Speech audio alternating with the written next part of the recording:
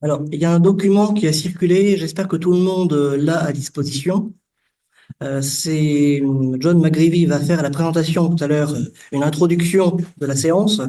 Et comme il parle anglais, et on s'est dit que tout le monde ne comprenait pas l'anglais, eh bien très gentiment, il a accepté d'écrire un texte en anglais qui a été traduit en français. Et vous pourrez suivre l'intervention de John au début, voilà, en français. Voilà. Donc j'espère que tout le monde l'a. Si vous ne l'avez pas, il reste encore des exemplaires ici à disposition. Donc bonsoir à tous et bienvenue. Bienvenue aussi à ceux qui nous suivent par Zoom. Je vois qu'il y a 7 personnes pour le moment. Normalement, sans doute, il devrait y en avoir d'autres. Je vous remercie d'être nombreux ce soir pour venir assister à cette séance. Et je prie notre invité de ce soir de bien vouloir m'excuser, mais la langue anglaise n'étant pas ma spécialité, même de très loin, je parlerai en français. Les Français ont la réputation d'être très mauvais en langue étrangère. Et évidemment, il fallait bien qu'il y en ait un qui respecte cette réputation. Donc, je vais intervenir en français. Et je suis convaincu que mes deux collègues et amis vont, eux, en revanche, échanger en anglais. Je pense notamment à Florian, qui a enseigné aux États-Unis, mais sinon, certains pourront traduire, voilà, les interventions de John. Nous arrivons ce soir au terme du cycle des rencontres pour l'année 2024-2025, organisée dans le cadre de l'Institut de recherche pour l'étude des religions. On m'a déjà demandé si on poursuivait l'année prochaine. Écoutez, pour autant que nous ayons un budget, des crédits, ce qui ces derniers temps peut être un peu compliqué, normalement on en a. Donc si ça se confirme et qu'il y a des salles de disponibles, nous continuerons bien l'année prochaine. Je tiens à vous remercier donc d'être présent en nombre ce soir et surtout régulièrement durant l'année. Il y a aussi des étudiants qui sont présents. Ça varie, le nombre varie régulièrement, mais souvent, on a des étudiants qui sont présents parmi nous et je les remercie puisque on peut avoir comme ça un public assez large. Il y a des universitaires confirmés, des futurs chercheurs certainement, et puis des personnes qui ont suivi d'autres formations et qui viennent donc assister à ces rencontres. C'est évidemment le fait que vous soyez aussi nombreux, le fait aussi de demander si ça continue, est un encouragement pour nous à poursuivre ces cycles de rencontres. Et je manquerai par ailleurs à tous mes devoirs en ne relevant pas également que ces rencontres ne pourraient avoir lieu sans la participation de collègues qui acceptent généreusement d'ajouter à leur programme de travail ces séances. Participer à 2 heures, il faut réussir à les caser dans des emplois du temps qui sont généralement déjà extrêmement chargés. Donc, merci beaucoup. Charles Mercier, qui est ici, était déjà venu l'année dernière pour présenter un ouvrage qu'il avait co-dirigé sur l'histoire de la bonne presse, sur le 150e anniversaire de la bonne presse. Donc, il faut venir, il vient de Bordeaux, il faut toujours trouver, réussir à caser dans un emploi du temps compliqué, 2 heures. Et c'est pas seulement 2 heures, c'est réussir à trouver une journée, voire deux, pour l'aller et le retour. Je suis heureux de conclure le cycle de cette année avec cette séance. Lorsque Florian m'avait proposé ce volume, j'avais de suite accepté avec une petite hésitation tout de même, parce que le programme était déjà bien rempli et je n'étais pas sûr de trouver un amphi de disponible. Toujours compliqué. Finalement, tout s'est bien passé. Les blocages éventuels ont eu lieu, mais à un autre moment et en d'autres endroits, Clignancourt, pour ne pas les nommer. Et nous voilà donc ce soir réunis. J'ai dit que j'avais accepté de suite. D'abord, même si c'est sur un pied d'égalité avec la deuxième raison, c'est parce que le sujet était plus que tentant. Le catholicisme, une histoire mondiale. La perspective de décentrer le catholicisme de son histoire européenne à l'heure où l'internationalisation, pour ne pas dire la mondialisation, de cette religion ne cessent d'être mises en évidence. Les 12 ans du pontificat du pape François l'ont bien montré, un changement d'axe et peut-être aussi de perspective se faisant jour vers ou depuis l'Afrique et l'Asie notamment. Il en sera certainement question durant cette rencontre, l'élection toute récente d'un nouveau pape issu du continent américain, on va dire, de l'Amérique du Nord et de l'Amérique du Sud, confirmant en quelque sorte cette mondialisation aussi du catholicisme et éventuellement ces changements de perspective, ces changements d'axe que ne perçoivent pas nécessairement directement une partie des catholiques français et même des catholiques européens. L'autre raison, évidemment, qui m'avait fait accepter, c'est que Florian Michel est un collègue et voisin de Paris 1. Nous avons l'occasion quelquefois de nous croiser en colloque, par exemple, à Rome. Il travaille sur l'histoire du catholicisme et sur Maritain.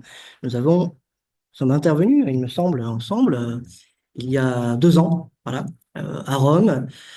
C'était à l'Angélicum, dans un cadre plutôt sympathique. Donc, c'est vrai que voilà, recevoir des propositions de collègues qui sont proches, eh bien, c'est toujours un plaisir. Donc, merci Florian d'avoir proposé ce sujet. Et l'autre élément aussi qu'il faut que je mette en avant, c'est que le livre, on m'a dit l'autre jour, il fait 800 pages. Non, il en fait un peu moins. Il fait pratiquement 650 pages. Et l'éditeur est dans la salle. Il faut le remercier d'avoir fait le pari, en quelque sorte. Aujourd'hui, le marché du livre est quand même compliqué, d'avoir accepté de publier la traduction d'un volume qui pourrait être considéré comme étant une nouvelle histoire du catholicisme et qui pourtant est autre chose qu'une histoire du catholicisme bien au-delà. Justement, ça permet de décentrer et d'aller au-delà d'une histoire française et franco-française du catholicisme. Mais voilà, il faut reconnaître quand un éditeur fait le pari d'une édition qui peut être effectivement délicate, eh bien, voilà, on peut remercier aussi les éditeurs de faire des paris parfois en espérant qu'ils rencontrent un lectorat. Je ne vais pas être plus long, simplement présenter les 3 intervenants de ce soir. Et puis si il regrettait une absence, c'est celle de Séverine, voilà, qui cher collègue, et donc on aurait pu espérer avoir parmi nous, mais donc qui travaille à l'Institut national du patrimoine, mais qui ne peut pas être présente avec nous. Mon voisin de gauche, pour commencer, donc Florian Michel, est professeur à l'Université Paris 1 Panthéon-Sorbonne. Il a enseigné aux États-Unis pendant quelques années, pendant un an, voilà. Et il est spécialisé sur Maritain et Gilson, et aussi sur le catholicisme, l'échange avec les intellectuels aux États-Unis, et si je ne me trompe pas, au Canada également. Voilà. Donc ça, c'est une des spécialités de Florian Michel. Il a collaboré également à des travaux autour de ce que l'on appelle les frères Philippe, donc autour des questions des abus sexuels dans l'Église catholique, voilà notamment. Et puis donc il a préfacé, c'est quand même ça aussi l'élément important, il a préfacé le volume qui est l'objet de la séance de ce soir. À ma droite, immédiatement, John McGreevy, donc est professeur à l'Université Notre-Dame, professeur d'histoire contemporaine. Et il a publié plusieurs volumes sur l'histoire du catholicisme et également sur les jésuites. Enfin, tout à droite, Charles Mercier, donc on a eu l'occasion, peut-être certains ont déjà été présents lors de la présentation du volume donc sur l'histoire, sur le 150e anniversaire de la Bonne Presse. Le livre, je dis ça à destination des étudiants qui sont là-haut, le livre est accessible, on peut dire gratuitement, il est sur Open Books, et donc si ça vous intéresse, allez lire éventuellement des articles, notamment sur l'histoire au 19e siècle, il y a des choses tout à fait intéressantes, et puis il y a encore des recherches à entreprendre dans les archives de la Bonne Presse. Donc Charles est professeur d'histoire contemporaine à l'Université de Bordeaux. Il a travaillé il y a longtemps sur Frédéric Ozanam, il y a fort longtemps, et il a surtout aussi travaillé sur les JMJ, et donc la Journée mondiale de la jeunesse, la question de la mondialisation du catholicisme. Et puis également, il faut dire, je vois régulièrement passer les tribunes de Charles dans Le Monde ou dans La Croix, et donc sur le rapport aussi à la question de la laïcité et la question de la place de la religion dans la société française. Voilà, je crois que j'ai présenté tout le monde. Simplement pour ceux qui viennent ici pour la première fois, dire comment ça va se passer. Donc, John McGreevy va faire une introduction qui sera... Ah non, c'est d'abord Florian. C'est d'abord Florian qui parle, ensuite John et ensuite Charles. Voilà. Ensuite, donc, vous aurez, donc ça sera dans une deuxième heure, vous aurez la possibilité de poser des questions et n'hésitez pas. Et par ailleurs, on m'a dit qu'il y aurait la possibilité, vous poser des questions en français si vous voulez, sauf si vous maîtrisez l'anglais parfaitement. Voilà. Mais les questions seront éventuellement traduites pour John. Alors, simplement pour les questions, posez des questions courtes pour qu'on puisse avoir ensuite avoir des réponses longues. Voilà. Voilà.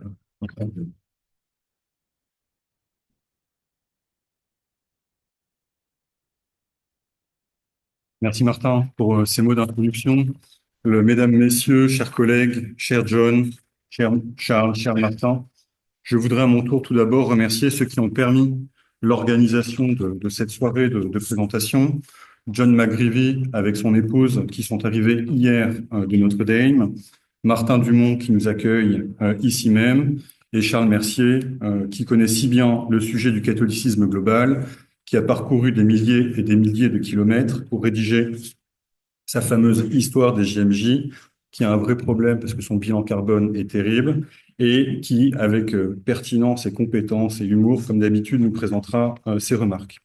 Je voudrais également associer à mes remerciements Antoine Bélier, le directeur éditorial de Declet Brewer ici présent, qui effectivement a accepté le risque de cette aventure de traduction et d'édition d'un livre un peu épais, ainsi que les étudiants du séminaire Religion, Culture et Circulation, qui m'ont supporté pendant un semestre complet pour avoir planché sur la traduction du volume. Je voudrais, avant de dire quelques mots pour présenter le travail de John, brièvement évoquer le sous-texte, c'est-à-dire les circonstances de la parution de ce volume, qui s'inscrit dans une histoire tout à la fois de recherche et de relations amicales entre la France et les États-Unis. J'ai rencontré pour ma part John McGreevy il y a plus de 20 ans, en 2003, pour la première fois. John n'était pas encore provost de son université, mais il était le doyen de la faculté d'histoire de Notre-Dame et j'étais moi-même en première année de thèse. J'étais très intimidé.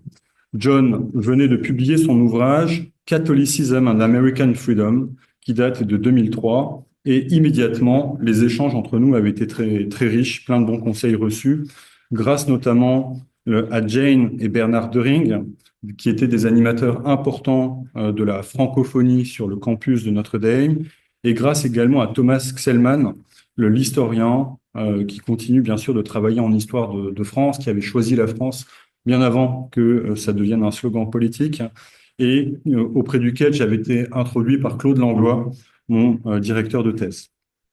Ce fut pour moi un moment, John, particulièrement fondateur, qui me permit de mieux comprendre l'influence profonde et durable de Jacques Maritain sur l'université nord-américaine et également sur la démocratie américaine.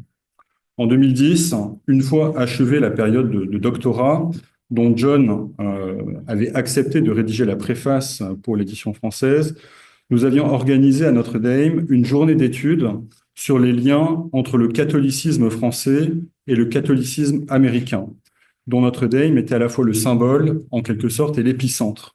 French Connections, osions-nous alors intituler cette journée, qu'on n'a jamais publiée du reste, avec du côté américain, Kathleen Cummings, le spécialiste d'histoire des États-Unis, Thomas Xellman, encore lui, et pour le côté français, Charles Mercier, que je ne présente plus, mais également Guillaume Cuchet, Jacqueline Lalouette, Tanguy Villerbu, avec, dans le fond, les analyses sur les missionnaires français, l'héritage de la Nouvelle-France, l'héritage de la Louisiane, mais également les émigrés français après la Révolution française et jusqu'au XXe siècle, et encore les évêques français, puisque au début du XIXe siècle, c'est un fait peu connu, mais il y a entre 40 et 50 évêques des États-Unis qui sont français, et également encore les dévotions, les intellectuels, etc., etc. Donc, toute cette connexion entre les églises de France et des États-Unis. En 2014, il est important pour moi de le rappeler, il y eut un colloque à Rome, à l'occasion en quelque sorte de summer class, pour que les étudiants états-uniens et les collègues puissent mieux appréhender les archives romaines. Je sors un peu de mon papier, mais parfois, les universitaires américains ont mauvaise presse en France, au sens où ils sont un peu casaniers, comme si nous-mêmes nous l'étions pas. Moi, j'ai surtout observé dans les années 2010 un vrai effort de la part des collègues américains d'apprendre l'italien et de se rendre à Rome pour consulter les documents. En 2019, Notre Dame avait organisé également un grand colloque sous l'inspiration de John et de Kathleen Cummings, un grand colloque sur le catholicisme global, avec de nombreux intervenants des quatre coins de la planète. Et pour la France, il y avait encore une fois Charles Mercier, et également Olivier Chatelain pour les liens entre l'Église de France et l'Église d'Amérique du Sud. C'est avec cet héritage et dans ce contexte que John a pu préparer le volume publié en 2022 aux États-Unis et traduit donc ce printemps en français. Je tenais à évoquer cette histoire à la fois par gratitude pour le temps qui passe, mais aussi pour signifier combien la publication de ce volume s'inscrit dans un contexte historiographique, celui des liens qui unissent depuis sa création l'Université de Notre-Dame à la France catholique, avec ses missionnaires, sa culture catholique, ses intellectuels, de Jacques Maritain à Jean-Baptiste du Rosel, par exemple, mais aussi, bien sûr, le contexte d'un bouleversement de l'historiographie récente du catholicisme, disons ces 2-3 dernières décennies, à une perspective diocésaine, nationale et hexagonale pour la France, ou impériale et post-impériale, à une perspective également romaine pour l'essentiel, se sont ajoutées des analyses renouvelées à une échelle élargie, à une échelle globale, à l'historiographie de la décomposition du catholicisme français, de la crise catholique, puisque Denis Pelletier est présent ce soir, du catholicisme, si vous voulez, la fin d'un monde, qui marquait encore durablement le seuil des années 2000, on s'en souvient. D'autres pistes d'interprétation s'ouvraient, non pas contre ces analyses précédentes, mais un petit peu en décalage, autres. Mutation, transfert, échange, recomposition, circulation, traduction, déplacement, migration. La perspective et le vocabulaire, l'échelle de traitement renouvelait en profondeur les objets et les conclusions. Ce qui n'était plus là, cela va sans dire, n'avait pas disparu, mais était simplement passé ailleurs. Telle congrégation, telle étude, telle école de pensée, tel auteur, etc. Translaté, mais aussi translaté au sens de déplacer, mais aussi translated, c'est-à-dire traduit, acclimaté, modifié, avec en retour parfois une série de déplacements par rapport aux conclusions de la génération précédente. Ce qui était parfaitement juste et fondé à l'analyse de l'échelle d'un diocèse, d'une nation, pouvait paraître comme injuste à l'échelle supérieure. Je voudrais maintenant brièvement revenir au livre de John McGreevy lui-même.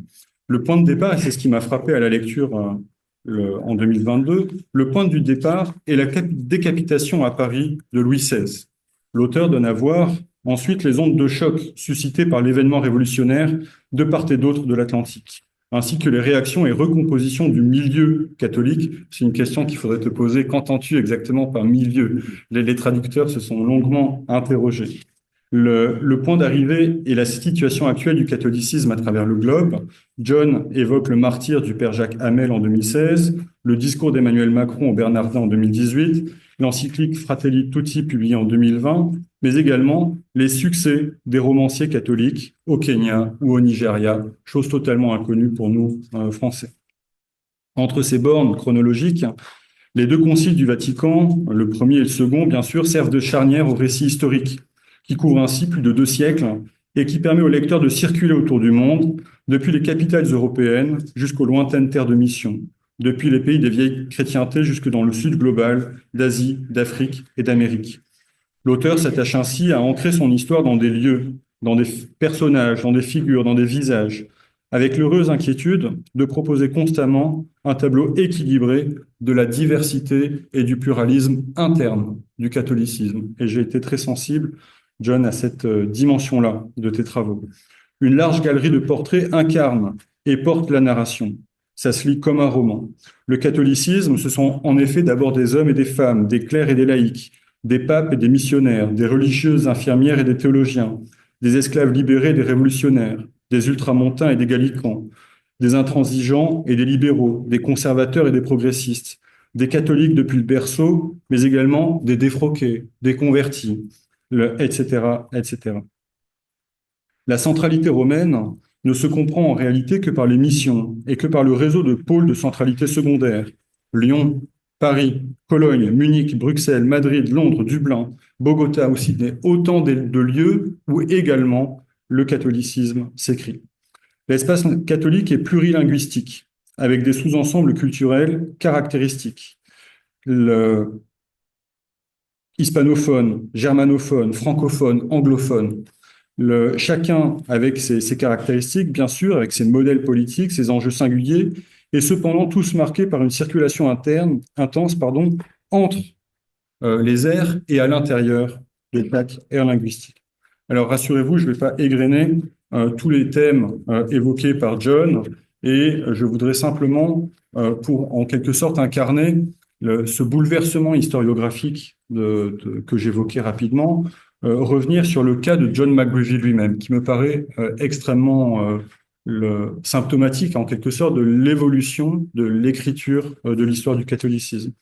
John a commencé par écrire sa thèse sur les frontières de la race aux États-Unis, dans les diocèses du nord-est des États-Unis. Une histoire très, très états-unienne, très continentale, très peu tournée vers l'international par définition. Et on est là à la fin des années 1990. Peut-être, John, tu pourras préciser, mais on est là à la fin des années 90.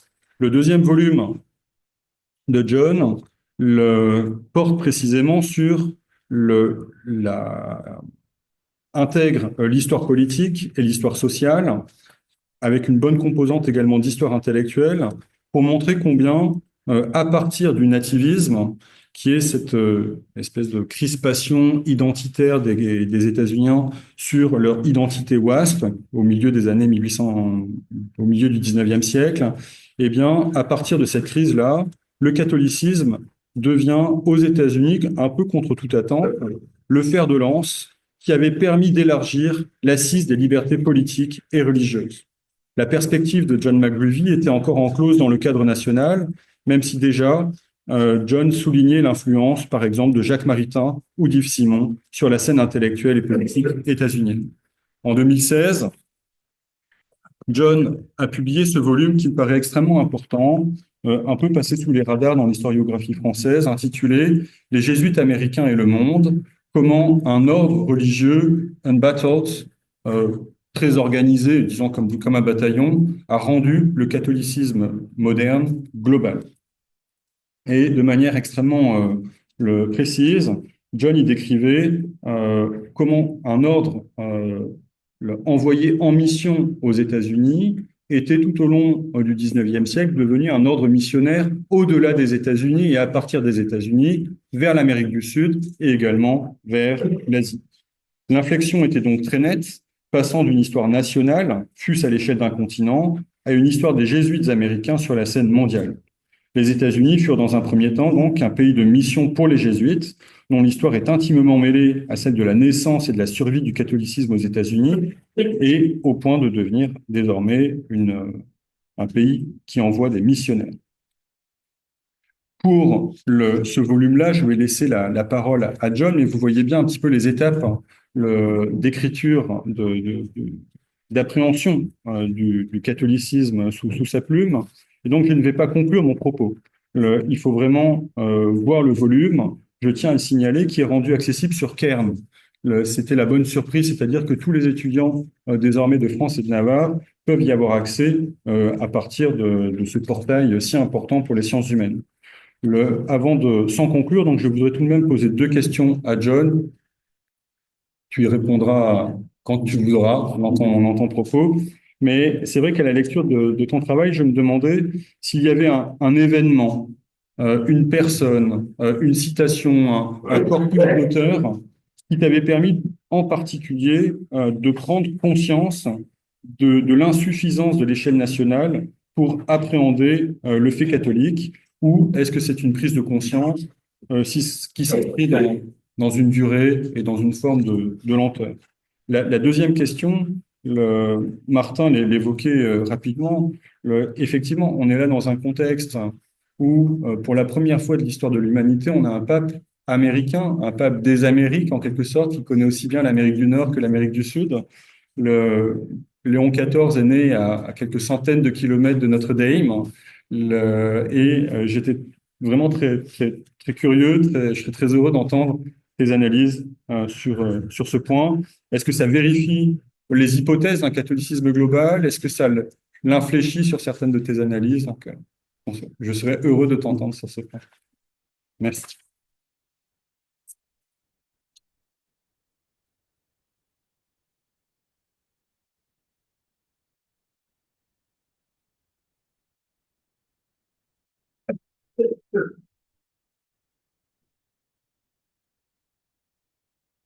Merci.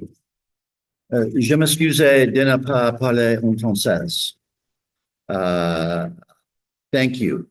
It is an honor to be doing this lecture, and my sincere apologies for not being capable of doing it en français. Why this book? Pointing at the book there, and why now? I wrote the book for two reasons. The first is to make an argument. A better understanding of Catholicism enhances our grasp of the modern world. No institution is as multicultural or multilingual. Few touch as many people. The Chinese Communist Party, the European Union, the Central Intelligence Agency, and the International Monetary Fund possess global influence. But only Catholicism includes extended networks of people and institutions in Warsaw, Nairobi, and Mexico City, as well as the most remote sections of the Amazon. Only Catholicism counts over 1.2 billion baptized members, a majority now of whom are people of color living in the global South. Only a pope, as Francis did when he visited Manila in 2015, can attract 6 million people, perhaps the largest crowd in human history, to attend Mass in a driving rainstorm. Our new Pope, Leon XIV, is an American, but he has spent most of his professional life outside the United States, working in Peru in small villages and in Rome as the head of the Augustinian order for 2 terms, which meant he traveled to Nigeria, South Korea, and beyond. Historians now recognize the importance of Catholicism as a global institution. And the recent burst of superb scholarship on modern Catholicism makes this book possible. Some of that exciting work has been done by members of this panel, including Florian Michel, my good friend, and Charles Messier, and many others. I think of James Chappell on modern Catholicism in Germany and France, Albert Wu on German and Chinese Catholics, Elizabeth Foster on African Catholics finding their voice during the era of decolonization, Henrietta Harrison on a Chinese Catholic village over 2 centuries, Sarah Shortall on French Jesuits and the Nouvelle Théologie, Piotr Koszycki on Polish Catholic intellectuals in the 20th century. I could go on. Placing these books and articles in conversation makes visible similarities that are blurred when studying a single person, town, parish, diocese, or country. The biggest change in history writing in my lifetime has been the loosening of the clamps of the nation state. Nation states matter for the study of modern Catholicism, as I try to suggest in the book, but people, devotions, and ideas cross national borders with surprising ease. The book is not comprehensive. Princeton's David Bell, in an analysis of recent global histories, worries that their scope renders them incapable of assessing causation or even sustaining a reader's interest. Chastened, I've made this study as much of a story as possible, as my narrative skills allow, sacrificing coverage for individuals and themes. Specialists will regret what is missing, and rightly so. Just as the first Christians in Corinth differed from the first Christians in Ephesus, no two contemporary Catholic communities are identical. Still, the patterns of Catholic globalism in the modern era, woven by migrants, missionaries, intellectuals, and diplomats, are unusually dense. One example, a generation after a 14-year-old girl, Bernadette Subrius, reported the Virgin Mary appeared to her in 1858 in Lourdes, a generation later, an astonishing 250,000 pilgrims descended upon the village each year. The same pilgrims carried small bottles of the healing waters of Lourdes back to their home countries for distribution and sale. Nurses in the United States and Canada placed Lourdes medals under the pillows of their patients. A journalist from Bengal in India, a convert to Catholicism, told his readers that miraculous healings at Lourdes constituted infallible proof of God. Lourdes grottos appeared in every major city in Europe, North America, and Latin America. And Pope Pius IX had one constructed in the Vatican Gardens. In Paris, priests installed the first Our Lady of Lourdes shrine soon after the apparition in the 1860s, even as clergy from Paris, who were missionaries working in Shanghai, constructed a Lourdes grotto in that city. Brazilian bishops purchased accounts of the Lourdes apparitions while they were visiting Portugal and built Lourdes grottos upon their return. Vietnamese Catholics brought to serve as soldiers in France during World War I toured Lourdes soon after their arrival. My own Université de Notre Dame in the United States, has a Lourdes grotto because it was envisioned by its founder, Father Edward Sorin, a French priest, who visited Lourdes after almost every one of his 20 voyages back to France from the United States. That Lourdes grotto is about a 2-minute walk from my office. So, the first reason I wrote the book is to convey the importance of modern Catholicism as a global institution.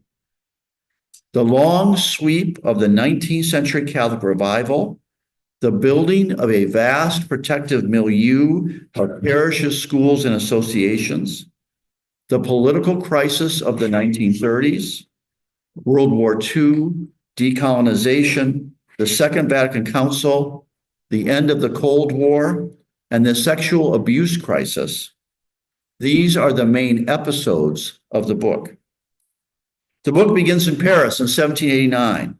It does so because if you could have stopped time at that moment, Paris, 1789, the future of Catholicism would have seemed to be a series of loosely allied national churches closely tied to monarchs and princes.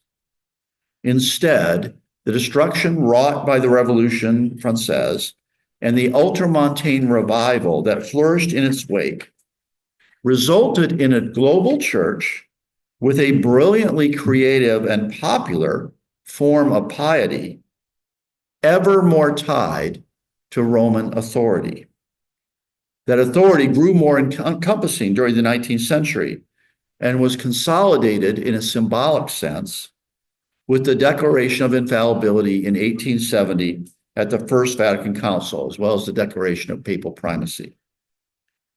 One of the central figures in the book is Mother Mary Macaulay, an Irish nun who founded the Sisters of Mercy, who in turn, thousands of them scattered across the globe, bringing with them an Irish Catholic style to what we think of as the British Empire.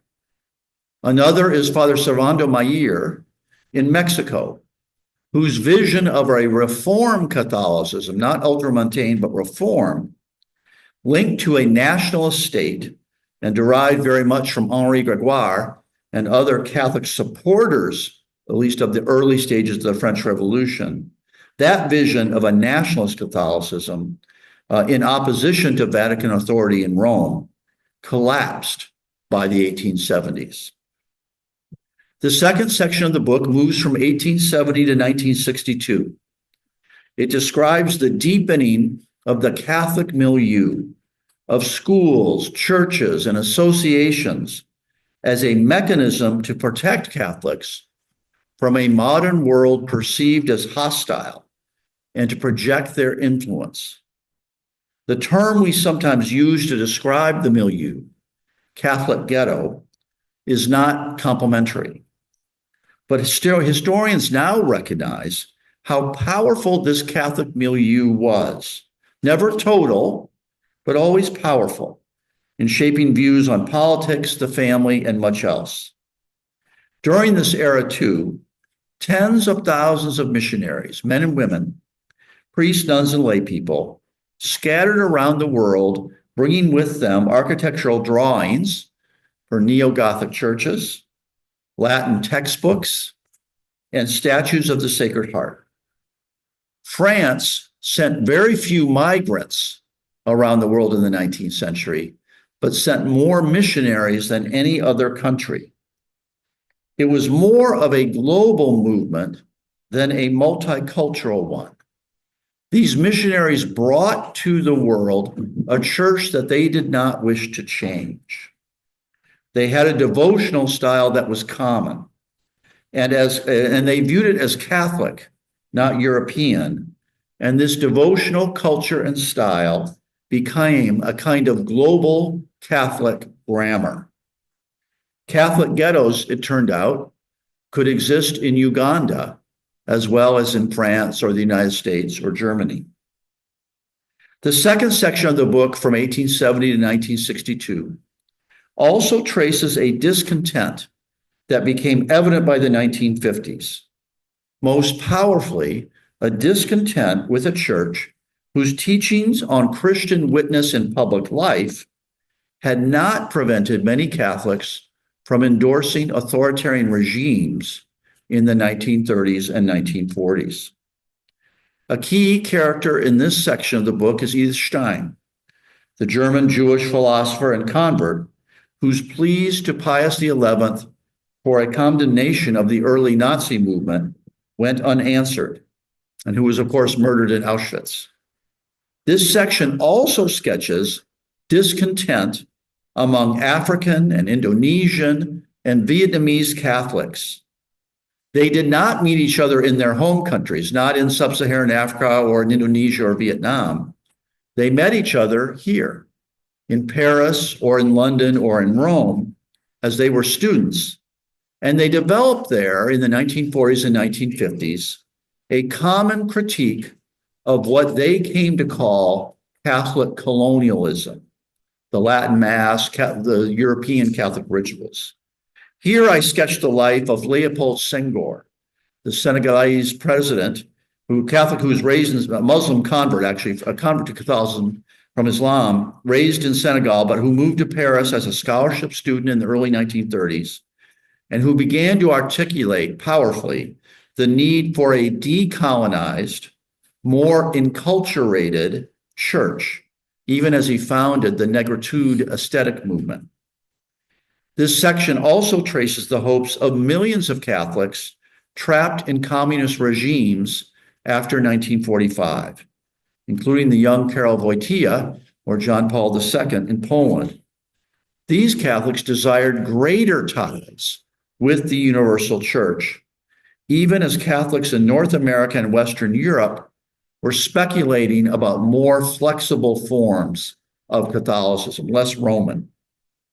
The same section finally analyzes Latin American Catholics, who, as intellectuals at least, were beginning to veer away from that region's historic ties between Catholicism and economic elites, which started to seem inadequate for a continent marked by such grave economic inequality. No longer could Peruvian or Brazilian or El Salvadoran Catholics with good conscience only run schools for the region's most wealthy Catholics, when most indigenous Catholics could not attend any school at all. The central figure in this second section of the book from 1870 to 1962, as Florian noted, is Jacques Maritain, the French philosopher.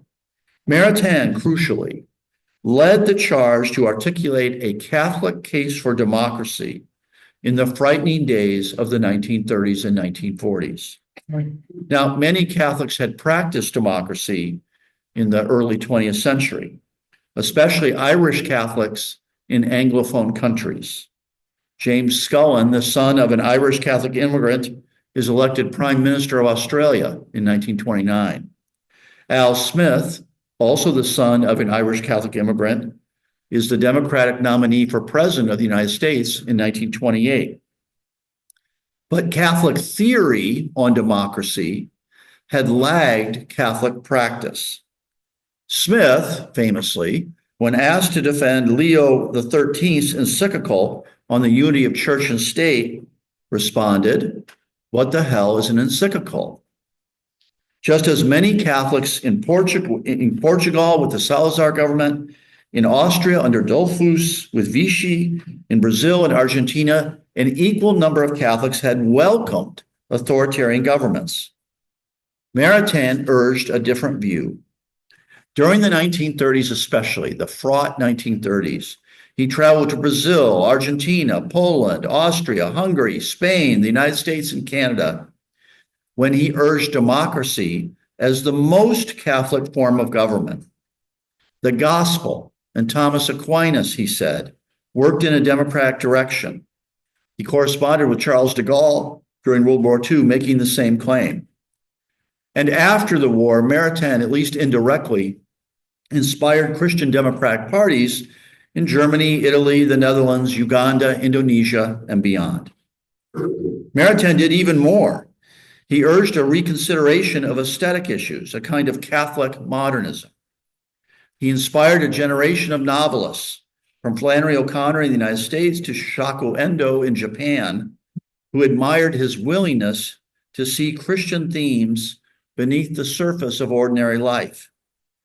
He became an early proponent of Christian democracy, Maritain did, but also the European Union, which was built on Christian democratic parties in the 1950s, and the Atlantic Ocean, which he saw as a new Mediterranean with a common culture between North America and Europe. Now, all of these positions in the 1950s were minority positions, and Maritain, in fact, was almost condemned by Vatican officials for his heterodox views on church and state as late as 1958. And then Catholic time accelerated. I devoted an entire chapter in the third and final section of the book from 1962 to the present. So that's the third and final section. I devote an entire chapter to the extraordinary and unexpected events of the Second Vatican Council. It is the single most important religious event of the 20th century, and we all still reverberate to its aftershocks. I noted that Pope Leo XIV mentioned the Second Vatican Council in his first public statement. The council produced a church committed to democracy and human rights, from Poland to South Korea to the Philippines. It produced, indirectly in Latin America, a liberation theology. It produced in sub-Saharan Africa, paradoxically, a church more tied to Rome after decolonization than anyone thought possible. At the same time, I argue in the book, the inability of the church to develop new mechanisms for transparency and voice, either at the council or in its immediate wake, laid the groundwork for contemporary challenges. Catholic women received little or no voice at the council at the exact moment of acceleration for second wave feminism and for all that movement meant for expanding women's roles. The same inability to grapple with transparency and voice within the church helps explain not so much the existence of sexual abuse, clerical sexual abuse, but its cover-up. The very structures in the milieu that proved so powerful in building a Catholic culture in the 19th and 20th century proved unable, in terms of sexual abuse, to protect the most vulnerable young Catholics. Okay, that's an overview of the book and the first reason I wrote the book, to insert Catholicism into global history as the most important global institution in the modern world. The second reason I wrote the book is more personal. Most of my life, to my amazement, has been spent studying in, teaching at, writing about, and administering Catholic institutions. On an almost daily basis, in my role as provost, I get asked, and I wonder, how did we get here? The history I sketched out has led to a church marked by unprecedented vibrancy in sub-Saharan Africa and South Asia, concern for social justice almost everywhere, and global connections. If this Sunday we could all fly from this room to Guangzhou, China, we would see at the 12 p.m. Sunday Mass 2,000 Nigerian Catholic laborers. We would be worshiping in a cathedral in Guangzhou that was built by French Catholic missionaries and, of course, Chinese laborers in the 1880s, at the exact moment that in my home university, Irish laborers were building a basilica at the University of Notre Dame. That Catholics proved so capable of building institutions during the era of the milieu, 1870 to 1962, also meant that their influence outweighed their numbers. In India, many of the country's most prestigious schools are Catholic, and citizens of all faith backgrounds vie to get their children into them. 25% of Australian children receive their education in Catholic schools, which are now funded by the state. In one of the world's most impoverished countries, Chad, Catholics are only 8% of the population. It's a Muslim country. But Chad, a country with very few stable institutions, includes 64 Catholic schools, 9 hospitals, and 102 parishes. The demographics of global Catholicism are shifting rapidly. The demographic center, is now the global south. It's the Philippines, Costa Rica, sub-Saharan Africa. 1/6 of the world's Catholics live in sub-Saharan Africa. 22 million Catholics live in the country of India alone. And there's fairly rapid growth in parts of Southeast Asia. Meanwhile, in much of the world, including the United States, including France, including parts of Latin America, the number of observant Catholics is shrinking, even hemorrhaging. The structures that were built in the 19th and 20th century barely stand. In 2020, in Ireland, once the source of missionary clergy and nuns for the entire Anglophone world, more bishops, 2, were ordained than priests, 1.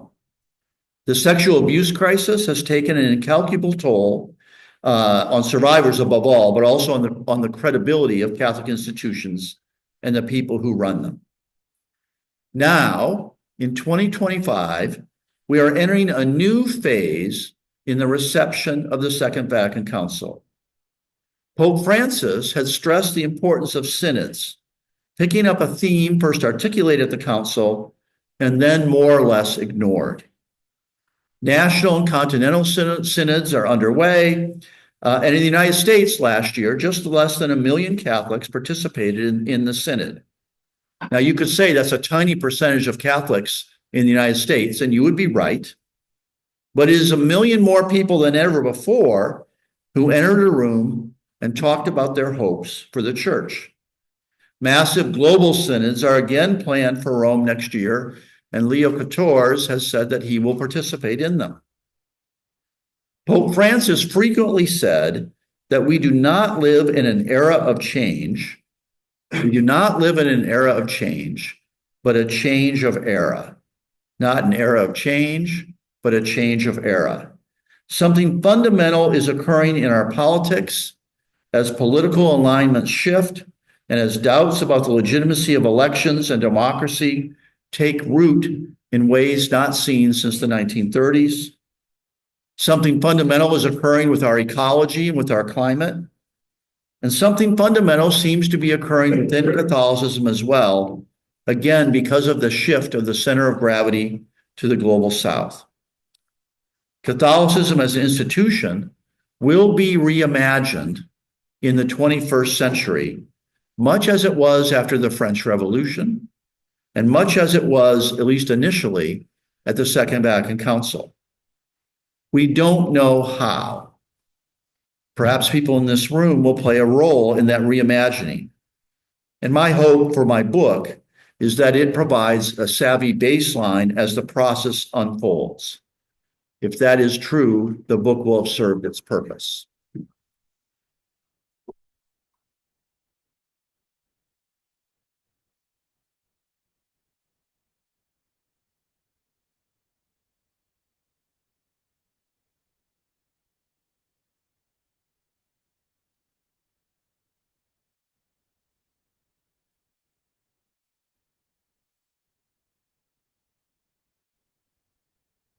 Alors, merci beaucoup, Martin, pour l'invitation et pour l'organisation, y compris dans ces détails pratiques.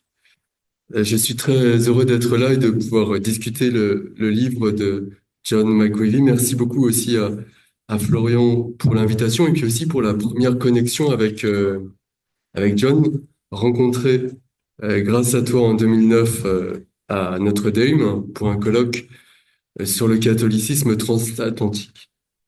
Alors, John m'avait offert deux de ses livres que j'ai dévorés en rentrant en France, Parish Boundaries, que Florian a mentionné, de 1996, et aussi Catholicism and American Freedom History, qui date de 2004, et qui analyse les rapports entre le catholicisme et la conception américaine de la liberté depuis le début du 19e siècle. Et je me souviens que j'avais à l'époque été particulièrement intéressé par deux chapitres qui s'appellent Life et qui discutent des enjeux liés à la contraception et à l'avortement dans le champ américain. Et j'avais été frappé par ces chapitres parce qu'ils expliquaient quelque chose qu'on a du mal à comprendre en France, qui est pourquoi est-ce que le mouvement pro-life est aussi important aux États-Unis et semble beaucoup plus fédérateur qu'en France, où il concerne surtout le catholicisme qu'on pourrait dire d'identité ou le catholicisme observant. C'est que le débat est cadré très différemment dans le sens d'une autonomie aux États-Unis, dans le sens plutôt d'un enjeu de santé publique et de moindre mal en France et en Europe quand il émerge dans les années 70. Ce qui fait qu'aux États-Unis, et John le rappelle dans ce nouveau livre, des militants engagés dans les droits civiques ont pu basculer dans les années 70 dans le combat pro-life, défini d'une manière très large, englobant aussi bien la défense des minorités, des migrants, que les enjeux liés à l'avortement.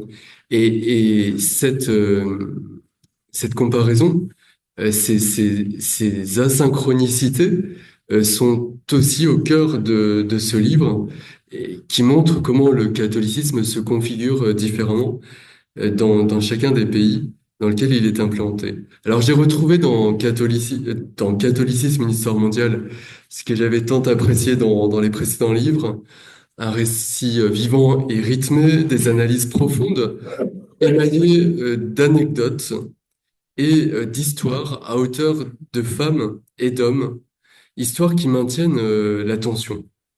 Et ces anecdotes mettent de la légèreté dans la rigueur de la démonstration. Et j'ai remarqué d'ailleurs qu'ils concernaient souvent des détails vestimentaires. Alors, par exemple, j'ai retenu qu'Aldo Moro, grande figure de la démocratie chrétienne, portait un cravate et une costume sombre à la plage, du moins en présence des caméras. Que la communauté religieuse néerlandaise des Sœurs de la Charité de Notre-Dame, Mère de Miséricorde, qui a essaimé aux États-Unis et au Royaume-Uni dans les colonies néerlandaises, eh bien, utilisait de la vaisselle hollandaise dans tous les pays où elles étaient implantées, mais que le Concile Vatican II avait radicalement changé les habitudes, puisque les sœurs s'étaient mis à se différencier les unes des autres, et certaines, particulièrement progressistes, s'étaient mises à porter des boucles d'oreilles, ce qui heurtait leurs sœurs plus conservatrices. Alors le livre est d'une richesse incroyable. et réussit le tour de force tout à fait extraordinaire de connecter ensemble des historiographies qui étaient jusqu'à présent euh, cloisonnées, et il est impossible d'en rendre justice dans le temps qui est imparti. Je voudrais simplement essayer de montrer ce qu'il apporte à l'histoire globale dans les différents sens qu'on peut donner au mot, sachant que le titre original en anglais, c'est Catholicism Global History, qui a été traduit par Histoire mondiale pour la version française, et c'est une question peut-être qu'il faudrait poser euh, à l'éditeur et aussi et pourquoi le choix de Histoire mondiale plutôt qu'Histoire globale, et est-ce que c'était des considérations marketing, épistémologiques, qu'est-ce qui explique cette choix? Alors, premièrement, il me semble que le livre, il contribue à l'histoire globale, un premier courant de l'histoire globale qu'on peut appeler l'histoire transnationale, c'est-à-dire une histoire qui cherche à étudier les phénomènes au-delà des cadres nationaux dans lesquels l'histoire a longtemps été écrite, qui est sensible, comme le rappelait Florian, aux connexions, aux réseaux par-delà les frontières. Une histoire où l'historien, pour reprendre le mot de Sanjay Subrahmanyam, joue le rôle d'un électricien qui reconnecte ensemble des réseaux qui ont été arbitrairement déconnectés du fait que les historiens ont écrit pour des raisons d'archives, pour des raisons de structuration de la mémoire, dans des cadres nationaux, alors que les phénomènes sont transnationaux. Eh bien, il me semble que le livre contribue vraiment à réfléchir au lien entre nation et catholicisme, comme tu l'as rappelé. Il y a la thèse devenue classique du sociologue José Casanova, selon lequel l'affaiblissement des souverainetés nationales a libéré les religions du corset étatique et leur a permis de se constituer en force transnationale. Et il me semble que ton livre raconte cette histoire, mais de manière plus, plus compliquée, tout en étant limpide, que l'approche sociologique. Et tu l'as rappelé tout à l'heure, au XVIIIe siècle, le catholicisme était pensé dans un cadre national. Tu rappelles que en 1829 encore, sur les 150 évêques que compte le catholicisme, eh bien, seulement 29 sont directement nommés par le pape. La plupart sont nommés par les monarques, les présidents, ou sont élus par les prêtres. Et que le catholicisme réformateur, le catholicisme des Lumières, c'est un catholicisme qui pense que pour réformer le catholicisme, pour le moderniser, il faut le nationaliser. Et que en France, comme dans les autres pays, le renouveau du catholicisme doit passer par une émancipation vis-à-vis du pape, par des conciles nationaux, par une modernisation impulsée par l'État et par les monarques afin de rendre compatible le catholicisme avec la rationalité et avec les Lumières. Et tu l'as rappelé, tu montres comment la Révolution française, qui aurait dû achever ce projet, eh bien, va au contraire euh, provoquer une renaissance ultramontaine d'un catholicisme transnational organisé autour de la figure du pape. Et ce qui est très intéressant dans le livre, c'est que tu montres que ce mouvement, il vient en quelque sorte de la base. Tu cites Tocqueville qui dit: il ne s'agissait pas pour le pape de prendre le pouvoir sur les fidèles, mais pour les fidèles eux-mêmes de demander au pape de devenir le maître absolu de l'Église. Et cette tendance était sinon universelle, du moins répandue dans tout le monde catholique. La position papale que nous connaissons aujourd'hui n'était pas tant une cause qu'un effet. Alors évidemment, cette optique transnationale, cette dynamique transnationale, elle va être alimentée, euh, elle va être confortée par la papauté, et tu mentionnes notamment l'arme des séminaires installés à Rome, le fait de créer des séminaires irlandais, des séminaires français, des séminaires de différentes nations, permet de former des prêtres qui seront romains jusqu'au bout des ongles, pour reprendre l'expression de l'un d'entre eux, quand ils reviendront chez eux, et qui fourniront des très bons candidats à l'épiscopat et qui vont permettre au pape et à la curie, eh bien, de romaniser les catholicismes nationaux. Tu montres aussi quelque chose qui, peut-être là-dessus, l'historiographie française des missions serait un peu divergente, que le projet colonial et le projet missionnaire, eh bien, disjoint nationalité et évangélisation, et que la jonction ne se fait que tardivement au début du XXe siècle. Je pense que les historiens français de la mission auraient peut-être une vision plus contrastée pour ce qui concerne le rapport entre missionnaires et personnels coloniaux à l'époque, mais à l'échelle globale, c'est la tendance que tu dégages et tu montres aussi que dans les pays d'immigration, les missionnaires comme Mother Cabrini aux États-Unis ont privilégié des églises linguistiques plutôt que l'intégration dans l'État national, que le plurinationalisme, le modèle de l'État multinational est très prisé par le catholicisme, au moins jusqu'à la guerre de 14, où on se rend compte que pas plus que l'international socialiste, l'international catholique ne résiste au choc des armées, et que eh bien, les frères de foi eh bien, se retrouvent dans des camps adverses et massacrent leurs coreligionnaires sans que la foi ne permette de, de maintenir les connexions transnationales. Alors, l'autre élément que j'ai trouvé très intéressant, c'est que on connaît par les différents travaux les connexions transnationales ultramontaines étudiées par Vincent Viahen. On connaît moins les connexions des réseaux catholiques réformateurs nationaux. Et tu le disais tout à l'heure, le fait que l'abbé Grégoire ait eu des connexions, des relais en Amérique latine, que son catholicisme réformateur national se soit prolongé au début du 19e siècle dans tous les pays d'Amérique latine, me semblait particulièrement intéressant. Tu reviens aussi sur l'analyse des réseaux liés à la théologie de la libération, qui sont présentés comme les premiers réseaux sud-nord, mais aussi sud-sud. Et tu rappelles que les théologiens latino-américains de la libération ont eu un impact significatif en Amérique du Nord et en Europe occidentale, où ils étaient invités, où ils voyageaient, ils donnaient un nombre incroyable de conférences, euh, suscitant parfois des incompréhensions. Tu cites notamment le cardinal de Munich, Monseigneur Döfner, qui accuse en substance Dom Helder Camara de verser dans le radical chic. Mais tu montres les circulations des pratiques, des discours, aussi du sud vers le sud, notamment en montrant comment dans l'État indien du Kerala, la défense des pêcheurs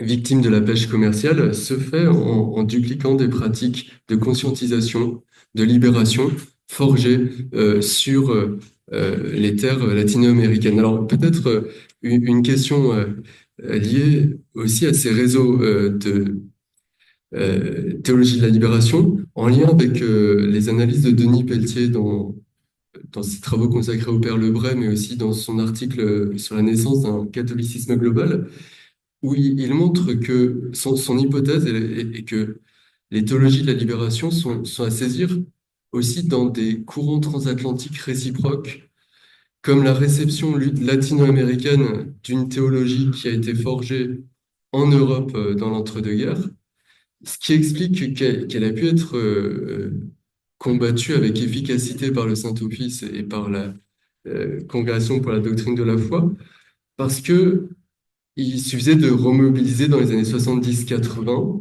les armes et les arguments qui avaient été euh, construits dans l'entre-deux-guerres, et que finalement, il faut peut-être pas, il faut aussi voir dans ces réseaux quelque chose de réellement global, avec une influence également nord-sud euh, pour, euh, pour la période originelle. Alors, j'ai aussi été intéressé de voir les connexions, les réseaux transnationaux visant à promouvoir, sous le pontificat de Jean-Paul II notamment, la réconciliation entre catholicisme et capitalisme et économie de marché, avec des connexions qui vont de l'Opus Dei en Espagne à des personnalités comme Michal Novak ou George Weigel aux États-Unis, qui ont écrit un livre dans lequel ils décrivent la doctrine économique de Jean-Paul II comme une variante de la doctrine hétérodoxe du Parti républicain en matière d'économie. Ce qui me conduit en fait au deuxième point. Il me semble que ton livre est aussi une contribution à l'histoire globale dans le sens où elle éclaire l'histoire de la mondialisation. Et on sait en fait que l'histoire de la mondialisation qui s'est développée dans les années 90, dans le contexte d'accélération de la mondialisation, dans le contexte aussi où l'économie et les sciences politiques s'étaient emparées du global, que l'histoire globale, elle a très largement ignoré pour la phase contemporaine de la mondialisation la religion, que le religieux, dans cette histoire de la phase contemporaine de la mondialisation, quand il est traité, il est principalement vu comme une force de lutte contre la mondialisation. C'est Oussama Ben Laden qui utilise les outils de la mondialisation pour s'opposer à la mondialisation américaine libérale. C'est l'alimentation de l'altermondialisme, c'est le religieux comme faisant partie du retour de bâton contre la mondialisation, mais non pas comme une force globalisatrice. Et ton livre, de ce point de vue, bien comble une lacune en montrant, en rappelant que l'Église catholique est une des principales institutions mondialisatrices, créatrices de globalisation, de connexion entre les personnes. Tu l'as rappelé, en fait, c'est la principale institution globale qui pourtant est très largement passée sous les radars des historiens globaux. Et donc, tu citais cette image frappante de ces ouvriers nigérians qui se réunissent en Chine dans une église construite dans un style néo-gothique par des ouvriers français et chinois à la fin du 19e. C'est vrai qu'il y a peu d'institutions qui sont capables de créer, de connecter autant d'univers culturels différents que le catholicisme, comme le fait improbable de retrouver des médailles miraculeuses de la rue du Bac en Ouganda par des Ougandais qui les trempent dans l'eau pour euh, purifier et pour avoir la santé. Tu rappelles aussi comment la papauté a utilisé les moyens de communication, le discours de Paul VI à l'ONU en 65, qui est relayé par les satellites et qui a un écho mondial. Et tu rappelles également comment le catholicisme a essayé de humaniser la mondialisation, de la rendre plus équitable, en commençant notamment par Populorum Progressio de Paul VI en 1967, et en analysant aussi toute la pensée euh, dans le plongeon de la doctrine sociale de l'économie libérale globalisée. Alors, pour Jean-Paul II, tu considères que il s'est davantage enchâssé dans la mondialisation libérale que ses prédécesseurs, qu'il avait davantage d'admiration pour le marché libre et qu'il a en quelque sorte, du fait aussi de son antimarxisme très prononcé, réconcilié l'Église et l'économie de marché mondialisée. Là-dessus, en fait, je me demande si l'appréciation ne serait pas à nuancer.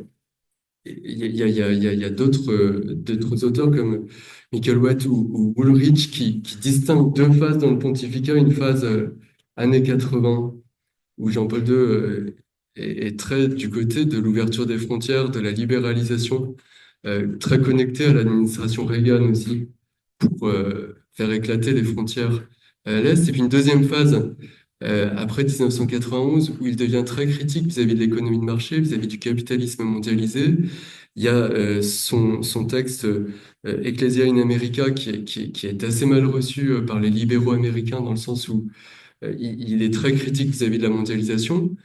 Et donc, est-ce qu'il ne faut pas développer une vision plus contrastée du pontificat de Jean-Paul II, en voyant bien les accointances avec les communautés nouvelles et avec des supports, des soutiens qui objectivement ont des affinités avec le capitalisme mondialisé, mais une doctrine qui est plus évolutive et plus contrastée que une simple critique enfin, du marxisme et une validation de l'économie de marché. Alors j'en viens à mon dernier point qui est la World History, l'histoire universelle. Il me semble que ton livre est aussi une contribution à l'histoire globale entendue comme une histoire qui essaye d'inclure l'ensemble de l'humanité dans le récit, qui essaye d'inclure les périphéries dans une narration qui est trop souvent centrée sur le centre ou sur le Nord. Tu écris en quelque sorte une histoire dans laquelle tous les humains peuvent s'identifier, plutôt qu'une histoire qui est destinée à uniquement quelques groupes.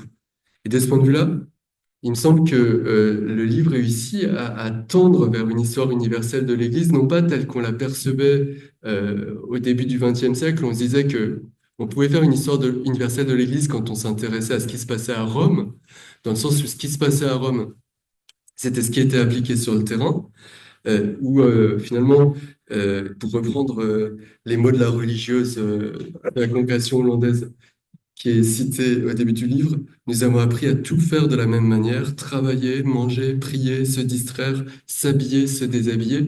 L'idée en fait que le catholicisme dupliquerait des modèles dans l'ensemble du monde.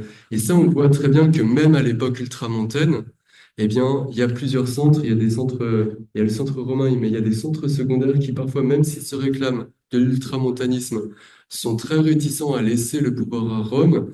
Et ça, j'en ai été frappé dans les enquêtes sur la bonne presse, les Augustins de l'Assomption. Il y a un moment où Rome, sous le pontificat de Léon XIII, cherche à créer une sorte de fédération de la presse catholique, une sorte d'organe de presse qui donnerait les éléments de langage que les journalistes catholiques des différents n'auraient plus qu'à traduire et à diffuser dans chacun des pays. Et Emmanuel Dalzon fait tout pour faire capoter le projet en disant, mais non, il est hors de question que Rome, en fait, crée un journal unique qui sera ensuite décliné dans différents pays. Et on retrouve la même attitude sous Pie XI, où Pie XI, l'Action catholique, une sorte de structuration mise en ordre du catholicisme, notamment face à la menace communiste, où les assomptionnistes font tout pour limiter au maximum la centralisation par Rome, parce qu'ils tiennent à leur autonomie. Tu montres de manière très percutante à quel point Vatican II renverse cette logique d'un catholicisme qui serait une diffusion d'un modèle romain à l'échelle du monde et marque sa véritable mondialisation en permettant de manière inductive à différentes cultures de se rencontrer, à une conversation globale d'émerger et de repenser l'universel non pas par diffusion d'un modèle préexistant, mais par confrontation patiente de différentes sensibilités, de différentes cultures, de différents points de vue. Tu montres notamment sur la question de l'armement, du désarmement, du pacifisme, comment c'est compliqué de harmoniser les positions d'évêques ouest-allemands, d'évêques américains ou d'évêques du Sud global. Et tu montres comment, en fait, ce travail inductif, ce renversement de perspective, permet paradoxalement à Rome de retrouver une partie de son rayonnement, puisque la parole du pape se retrouve lestée d'un nouveau poids, celle d'une synodalité ou d'une universalité pensée de manière ascendante. Alors, ce qui est très intéressant, c'est que dans ce catholicisme globalisé, qui réussit en fait partiellement à passer d'une logique descendante à une logique ascendante, eh bien, tu fais poindre des moments de synchronie, d'émergence convergente et des moments de désynchronisation. Alors, tu rappelles que le départ des prêtres après le concile, c'est un phénomène global qui concerne le sud global comme le nord, à l'exception de quelques pays, parce qu'il y a toujours des exceptions dans le mouvement, comme la Pologne ou certains pays d'Afrique subsaharienne. Le mouvement de demande du mariage des prêtres dans les années 70, il court de la Zambie au Cameroun, à l'Afrique du Sud, en passant par euh, l'Allemagne de l'Ouest.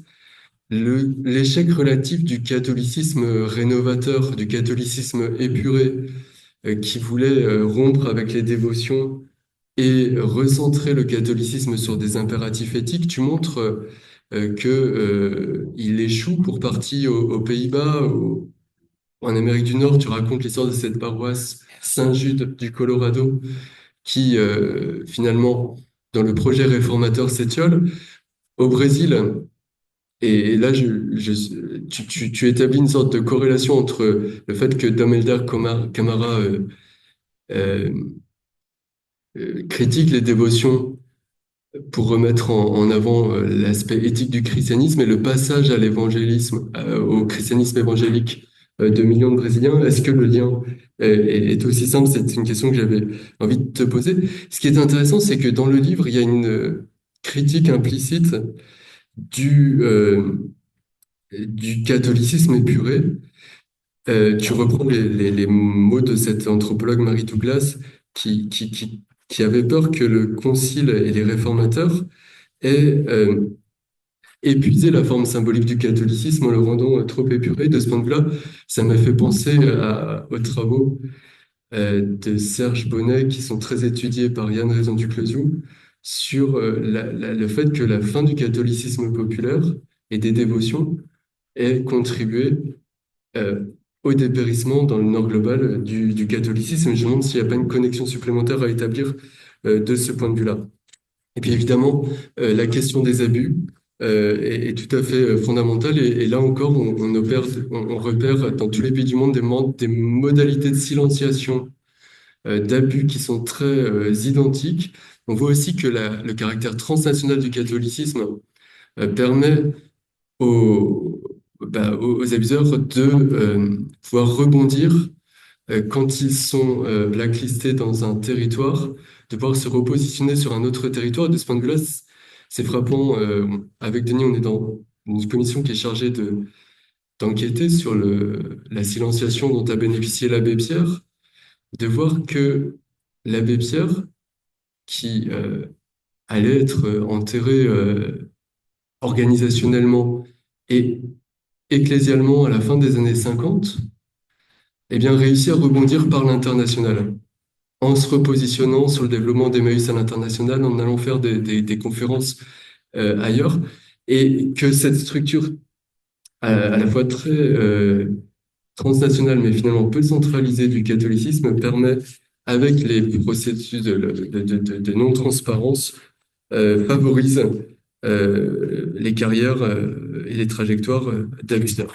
Alors voilà, je crois que je suis arrivé à la fin du temps, mais je voudrais juste te dire qu'il y a aussi des dissociations, des différenciations, des désynchronisations qui s'observent et qui sont tout à fait frappantes, notamment pour en revenir à la question de la réception du manévité et de la contraception, de voir que la réunion de Pax Romana de 68 à Rome voit s'opposer les délégués du Nord global et certains délégués du Sud global, notamment engagés dans la théologie de la libération, qui voient la régulation des naissances comme une arme de l'impérialisme américain dirigée contre elle.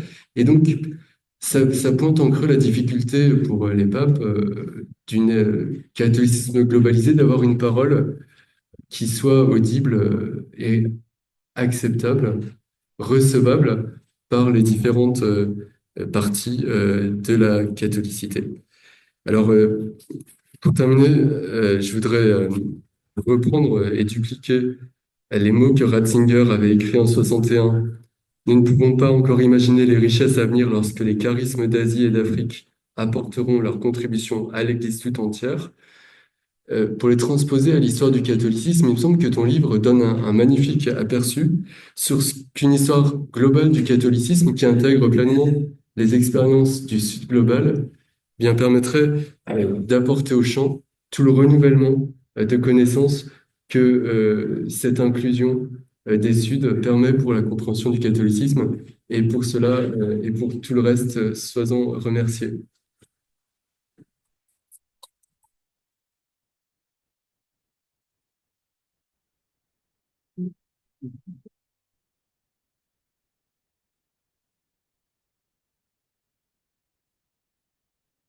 La parole à la salle. Jean-Luc. On va présenter quand même avec tout le respect dû bien sûr à nous autres, présenter quelques objections. La première objection vient, disons, sur la fin de la formule, donc l'affaiblissement de l'État-nation. En fait, quand on regarde l'histoire de l'Église sur une période plus longue, on s'aperçoit que la tension entre l'Église locale et le pape, le Saint-Siècle, quelque chose qui remonte au haut Moyen-Âge. Donc ce n'est pas une nouveauté. Il y a toujours le clergé, d'une part, catholique traditionnelle, d'une part, cherche à évangéliser en arrivant dans les fourgons de l'armée du roi. Je propose cette image un peu provocante, mais en même temps, le clergé tient à garder une certaine autonomie, une certaine indépendance vis-à-vis du souverain, de manière à pouvoir monnayer en quelque sorte la sacralisation de son pouvoir qu'il lui offre.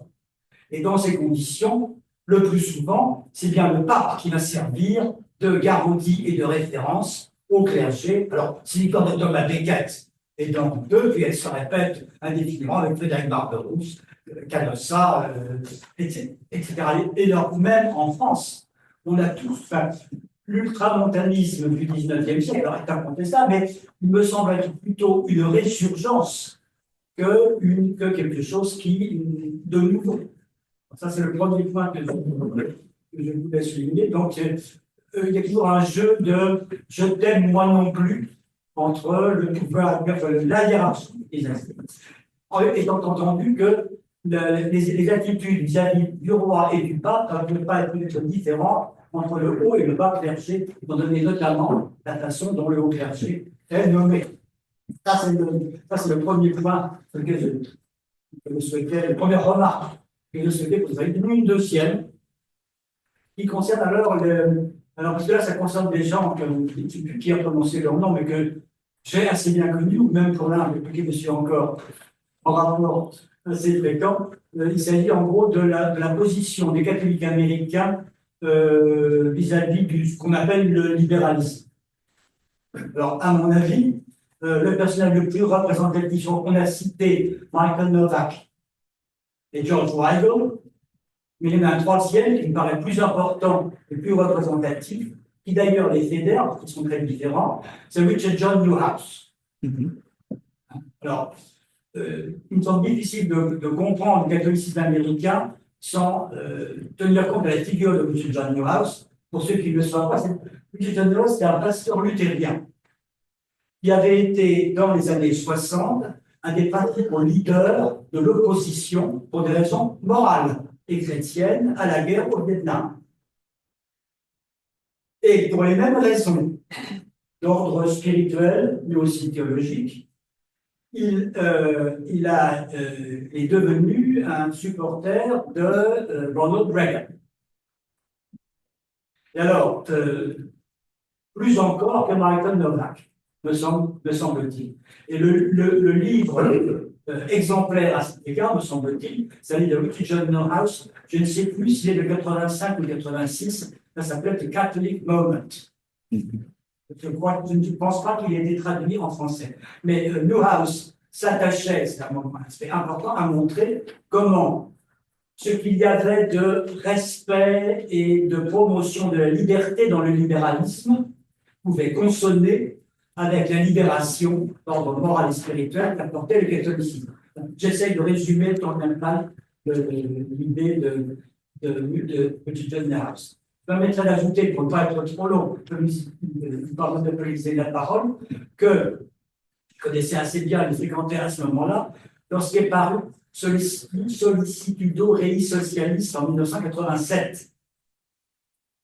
Le trio, mettons simplement un trio, mais c'était très différent. Newhouse, Novak et George Weigel ont été extrêmement déçus et même irrités. Ils se sont précipités à Rome, faire la leçon à Jean-Paul II. Et pourquoi? Parce que, d'après eux, Jean-Paul II renvoyait dos à dos, comme également mauvais, le capitalisme libéral et le système communiste. Et donc, ces trois-là, en tant que catholique, parce que Newhouse, qui était pasteur luthérien à l'origine et qui n'était pas marié, a pu devenir prêtre catholique, comme vous le savez. Alors, un cardinal au diocèse de New York. Et donc, ce trio s'est félicité à l'époque, devant moi, c'est un témoignage là, que Centesimus Annus avait rétabli l'équilibre parce que, pour rectifier un peu, la simplification de ce qui s'appelait le socialisme, il pensait que le le libéralisme était aussi pire, si j'ose dire, que le communisme. Et les derniers points, puis je m'arrêterai ensuite, excusez mes interventions un peu longues, c'est que le catholicisme américain aussi n'a jamais été totalement, je dirais, favorable au libéralisme économique, ni même à la guerre au Vietnam. Hein. Ce qui me frappe dans ces années 80, qui a amené à moi pas mal aux États-Unis pour cette raison, c'était l'opposition qui existait parmi les fidèles et dans l'épiscopat américain à la dissuasion nucléaire. Il faut oublier que c'était un thème important de beaucoup de catholiques, ce qui montre bien que le catholicisme américain n'était pas du tout monolithique. Et un personnage aussi important que Joseph Bernardin avait pris la tête à ce moment-là de l'opposition des évêques américains à la dissuasion nucléaire en contestant qu'elle fut tout simplement morale, pour moi critique. Je m'arrête, vous pouvez l'excuser, la longueur de cette intervention.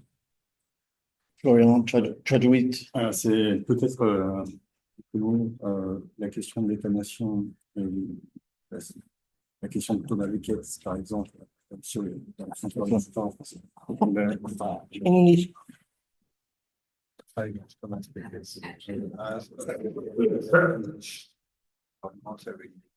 You want me to do it again in English? Yes. Yes. C'est un peu difficile de traduire une question si longue, cher Jean, d'autant que vous êtes parfaitement bilingue. Donc, vous poussez un peu le bouchon, si je peux me permettre. Donc, So, difficult to remember what you've just said. So, no, the first point was that the tension between the local church Yes. and the Pope is something that is not new. Correct. It dates back to the early Middle Ages. Mhm. And along the century, making a distinction between the low clergy and the high clergy, there have always been tension. They're trying to take advantage, bargain with Yes. the church, only bargaining. Churchmen, rather than the church, had been bargaining with the political power to get a few advantages in exchange for the secularization of the political power. That was the first point. So it seemed to me that the rise of ultramontanism and the rise of the papacy in the 19th century was a resurgence rather than a novelty. Yeah. So I would agree with that, that the tension between local or national church and global church is persistent, is enduring since the Middle Ages. The one distinction I would make is that, of course, globalization has proceeded much more quickly through communications technologies, the action of the market, free trade in the 19th and 20th century. We live in a more global world than our predecessors did, and that has, of course, shaped the church. A letter that came from the Vatican to France or to Japan in the 19th century took weeks to arrive. Now it is, of course, an email, and it occurs instantly. So in that sense, there has been a globalization of the institution. That, I think, is new. And we have to recognize that. So it's not, the tension's not new, but I think the globalization is new. So. Peut-être juste une remarque, Jean, sur ce que vous avez dit. C'est une vraie interrogation pour moi. J'ai entendu les suggestions de Charles de mieux distinguer des moments à l'intérieur du pontificat de Jean-Paul II. Mais sur le fond, je me demande si cette entente entre certains catholiques républicains aux États-Unis et Jean-Paul II ne reposait pas sur une forme d'équivoque initial, en quelque sorte. Et vous avez évoqué, pour les années 80, un certain nombre d'éléments. Moi, j'ai en mémoire, par exemple, en 2003, à Rome, au moment de la guerre en Irak, alors que Jean-Paul II, au bord de la tombe, envoyait encore un diplomate auprès de Saddam Hussein pour essayer de sauver ce qui pouvait encore l'être, le même Michael Novak tentait de réactiver une théorie de la guerre juste, une guerre préventive, ce qui est complètement nouveau du point de vue de la théologie de la guerre, et finalement des incompréhensions de cette nature. Est-ce qu'on n'en perçoit pas tout au long du pontificat de Jean-Paul II. Là, j'ai souvenir pour Georges Weigel de son ouvrage traduit en français, celui-là, Le Cube et la cathédrale. Oui. Mhm. C'est difficile à lire quand même, ça a mal vieilli, enfin très vite, hein, je veux dire. C'est quand même, c'est intéressant de voir cette discordance à l'intérieur de ce camp républicain très proche en fait de Jean-Paul II, mais en même temps très différent de lui. Voilà. Mhm. Très proche de Jean-Paul II, donc d'une certaine manière, il prenait Jean-Paul II en otage Oui, c'est ça. pour défendre la Mhm. position. Le pape en But if otage. I could just add one thing about Michael Novak, Richard John Newhouse, George Weigel, how isolated their position is now in the United States. There was a moment when the alignment between their work and the papacy of John Paul II, even Benedict XVI, was very close. Now you have both political and religious change.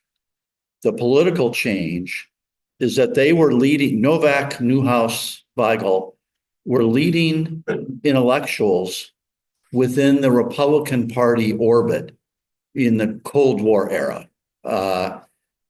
We are in a post-Cold War era now, and we are very much in a post-Ronald Reagan Republican Party. This is not a Republican Party now, led by Donald Trump, that resembles the Republican Party led by Donald Reagan. It is very different. It is populist. It is anti-free trade. I could go on. And so the alignment is much weaker now than it was politically in the United States 40 years ago. It's also weaker religiously. You could call Pope Francis the first post-Cold War Pope, in that he is not oriented toward NATO. He's not oriented toward Europe and North America. He's oriented toward the global South. That too is very different than Newhouse, Weigel, Newhouse and Weigel and Novak. Yeah, Michael Novak. So it's very different. And it looks as if Leo XIV will be similar to Francis in that his perspective is not the North American Cold War perspective. It is quite something different. I want to say that, to me, Novak, Newhouse, and Weigel are very different. Yeah. The three of them. So the first two, Novak and Newhouse, have been dead for quite a while now. Yeah, okay. Yeah. George Weigel is he's younger than I am. Yeah. Yeah. So it's forgetting. The difference between the that George Weigel has more theological and spiritual concerns than the other two. Yes, very fair. It's very fair. See, and he teaches every summer in Poland. Yeah. Good. It's a bit different.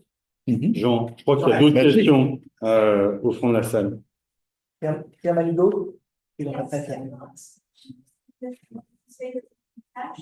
My question would be, what is inherent in your vision of, and in your way of history of global capitalism or global history of capitalism? Because when we think about enslavement in the book, I think that it was presented as a way of centering up where French thinkers or vision of capitalism. And so one could be, do you think that you're writing the same global history of capitalism, or are we still connected to only national traditions in the way that we understand global capitalism or global history? I think that like the same global history and global capitalism. Yes. La question porte sur la traduction et l'entrée de la traduction en français du livre. Qu'est-ce qui finalement est américain dans la compréhension d'un catholicisme de base dans l'écriture de l'histoire globale? On est capable d'écrire la même histoire globale des Antilles, ou est-ce qu'on est finalement toujours situé dans notre perspective, dans notre tradition académique, culturelle? Merci. Merci. I can start, but my colleagues might want to jump in here. I think that is an excellent question. You know, I begin this book with the Revolution Française, the French Revolution. That is a very conventional starting point for a book on the modern world. Very conventional. And it is fair to ask, could we have begun the book in some other place? Could you begin the book in Nigeria or Japan? And then what would that look like for the history of global Catholicism?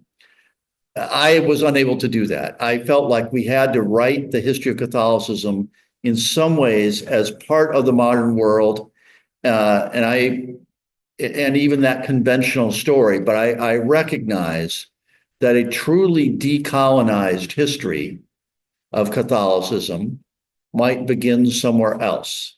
I would love to see that history written, and I don't know how one would write it. But I felt if we're going to insert Catholicism into the history of the modern world, and I don't think it's been adequately inserted, we had to begin at the moment that many historians would say is the beginning of the modern world, which is the French Revolution, the toppling of the monarchy, the first democratic regime, so to speak. So it's actually a very challenging and profound question.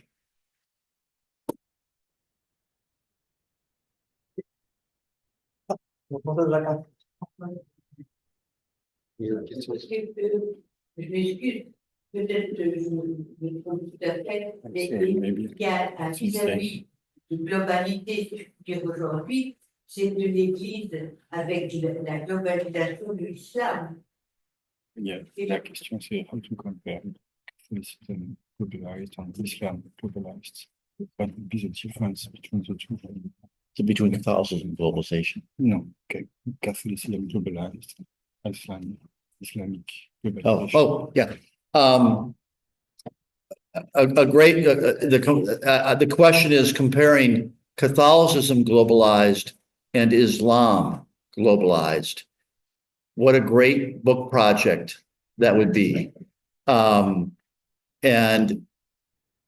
I would just offer a couple observations. One is the centrality of Rome to Catholicism globalized. I don't think there's an equivalent for Islam. Two, there is a real equivalent in the mass migration. So in the 19th century, 30 million Catholics leave Europe. That is a profound moment for the globalization of Catholicism. In the 20th century, we have seen parallel migrations of Islam from the Islamic core, stretching from Indonesia through the Middle East and North Africa. That is a great book to write. Okay, but I think in some ways there are similarities, devotional practices, ideas, texts, architecture, all moving across the world. But there are differences too, Rome being a significant difference. That is the requirement that missionaries be responsive to Rome is, I think, a significant difference. I don't think Cairo or other centers of Islam are the same.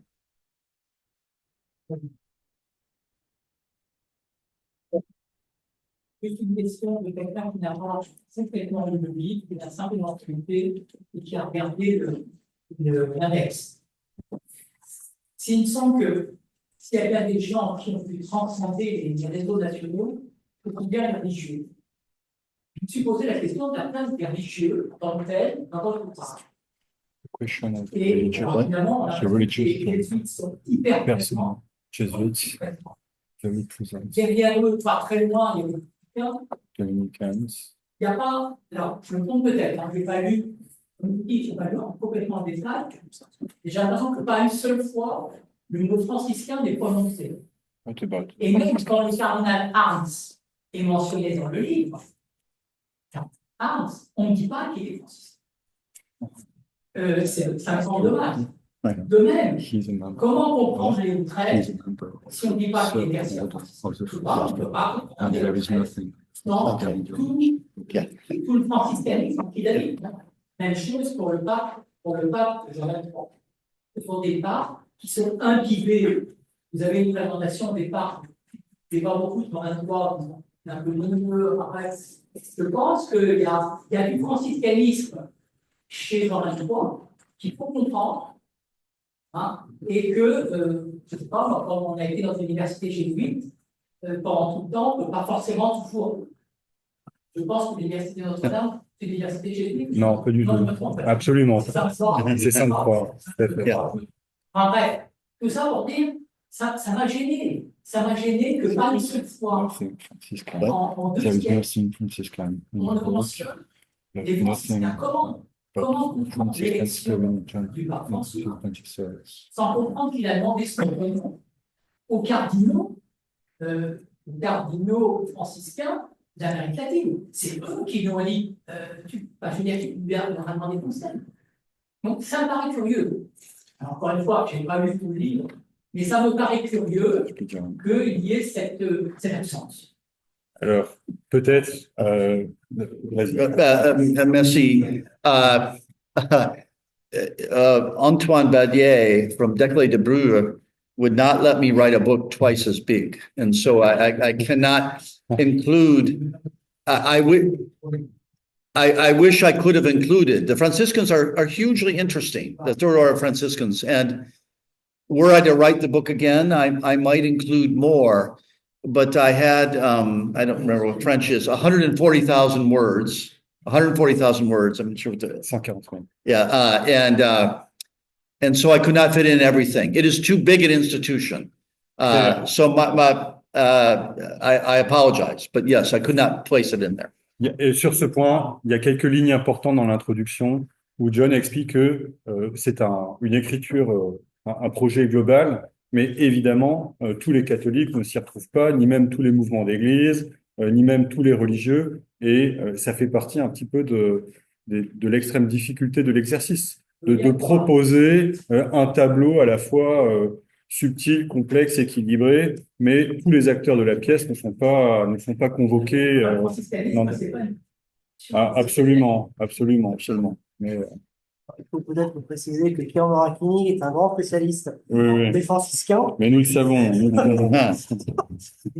Ouais. Il s'occupe de la bibliothèque franciscaine à Paris. Alors, il y a peut-être que je vais avoir la question en anglais et traduire après. So, one of the major global challenges in the writing of history is the weakening of the national state framework that has been missing since the second half of the 20th century. Doesn't the development of national and conventional synods, particularly since Francis, paradoxically signs the return of national logics, as was the case before?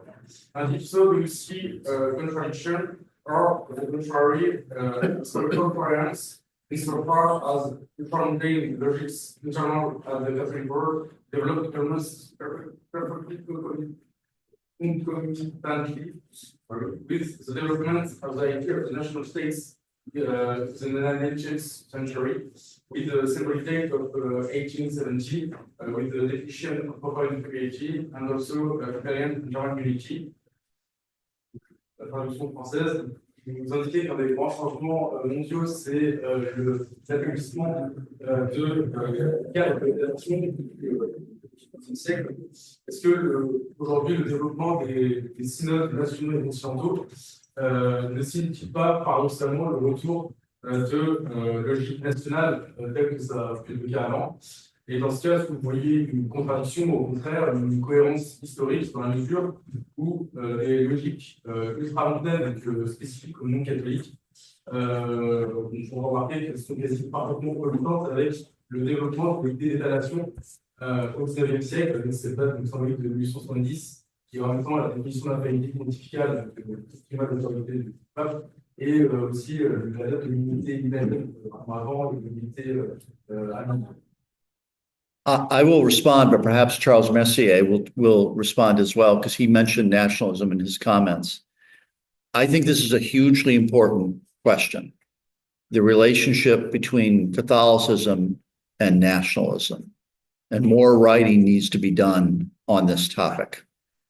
what I try to argue in the book is that in the 19th century, at the height of ultramontanism, Catholicism at the elite level is often profoundly anti-national at the moment of the emergence of modern nationalism. So if you are to read Civiltà Cattolica in the 1850s, 1860s, 1870s, there's opposition to Italian nationalism, which you might expect, but also opposition to American nationalism and Abraham Lincoln, and German nationalism and Otto von Bismarck, and a broad opposition to nationalism. I think that changes because of the First World War. There is then at that moment in France, maybe most profoundly, but also around the world, a reconciliation between Catholicism and nationalism.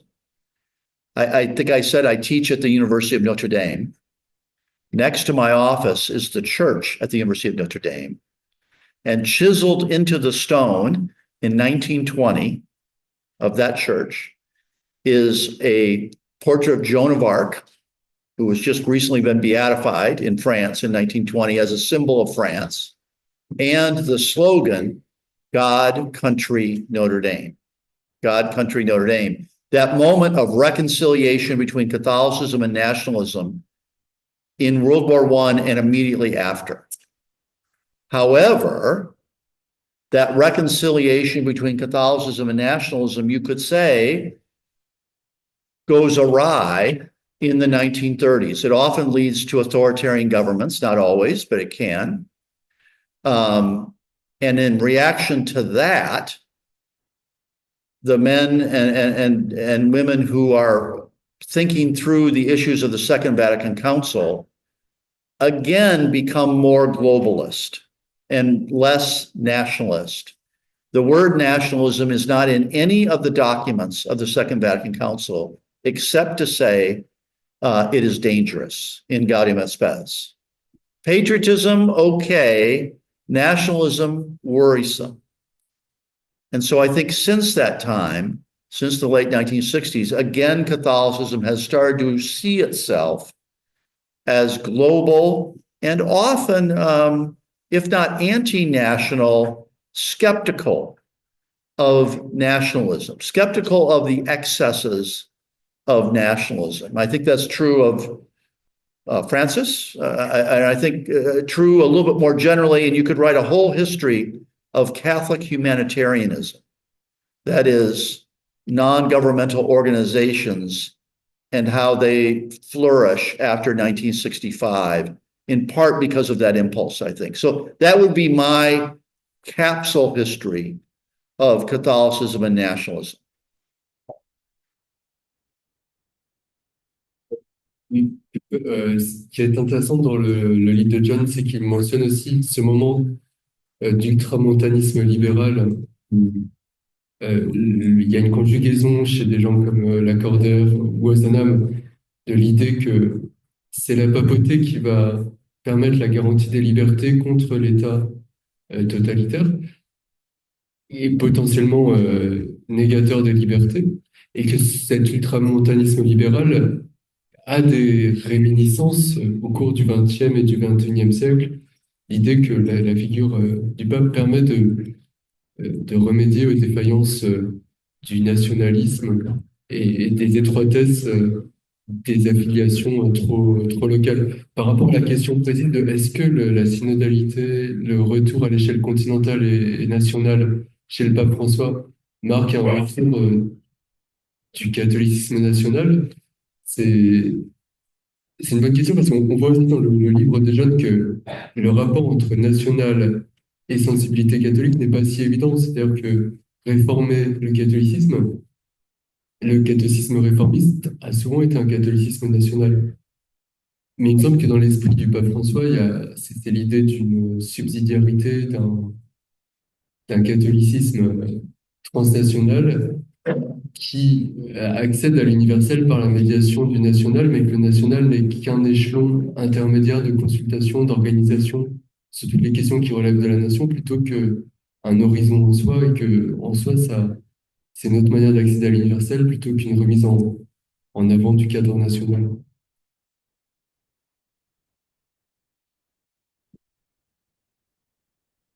Est-ce qu'il y a encore une question?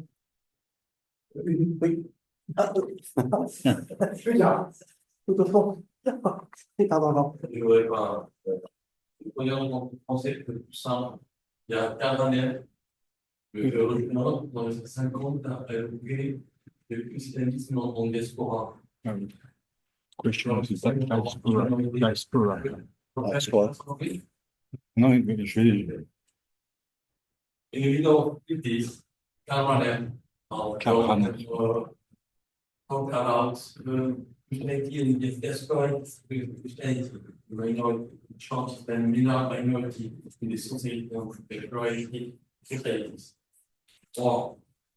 What do you think about that? With the relative story, the reality for the church, the reality for the global church community or small a vision for Europe or past the States. Cardinal Suhard in Paris. Is that? No, but Hannah, the Jesuits. Karl Rahner. Yeah. Yes, Karl Rahner very famously in just after the council said that the church, for the first time at the council, since perhaps the ancient church in the early centuries, recognized itself as a global church. That is, at the council, Italian and Japanese and Mexican and Canadian bishops are next to each other, and they're coming to know each other. And that is a kind of recognition of globalism that Rahner said was quite different than the global church of the 19th and early 20th century. That is, that church was an export from Europe, largely, not entirely, and it did not want to change. The global church of the 1960s that recognized itself at the Second Vatican Council was beginning to see itself as a church not entirely centered in Europe. I would argue that that process is ongoing. And I actually say in the book, that's one reason. The documents of the council are one thing. The recognition of a global institution, the self-conscious recognition of the global institution in a different way than in the 19th century was another thing. Missionaries in the 19th and 20th century made Catholicism global, institutionally, but not culturally. It was exporting an institution that did not see itself as, so Lourdes was seen as just a global devotion. It wasn't seen as European. That's different now. The biggest shift, of course, is the vernacular liturgy. And the liturgy in the vernacular, which was the first and arguably most important change at the council, signified that the church is now a global institution, not centered in the Greco-Latin world of Europe. I hope that's helpful. Question sur le pape Léon XIV. Est-ce que, à votre avis, Léon XIV est un peu le symptôme justement de cette Église globalisée où on voit globalisation peut-être de ses origines, de ses options, de sa nature missionnaire? Yeah. How global he is. Yes. Yeah. Leo the 14th. So I live 90 minutes from Chicago. So Notre Dame is located 90-minute drive from Chicago to the east of Chicago. So people there are very excited about Leo the 14th. He is American, of course. He was raised in Chicago, educated up until age 22 in the United States. But most of his professional life has been spent outside the United States. And so I think he is a genuinely global Catholic figure for two reasons. One, of course, he spent over 20 years in Peru. And sometimes the most quite remote sections of Peru in that sense, he followed the thousands of American and Western European missionaries who went to Latin America pretty much beginning in the 1950s and 1960s. His religious order, the Augustinians, started working in Peru just after the Second Vatican Council and because of the council. So in that sense, he's global. And the second reason he is a generally global figure is for 12 years, he was the leader of the Augustinian order in Rome. That meant he was very rarely in Rome. His job as leader of the order was to travel around the world to 50 different countries, Nigeria, South Korea, Venezuela, where the Augustinians had small communities. And so his job, he is more exposed, far more exposed to the global currents of Catholicism than Francis Bergoglio was, who most of his career was in Argentina. And so this is very different. This is about as global a pope as we could imagine, even though, of course, he was raised in the United States. So I think he will genuinely bring a linguistic fluency, but also a global sensibility.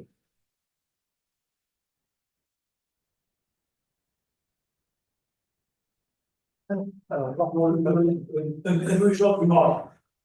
My feeling that American Catholicism may not be national, but it is patriotic.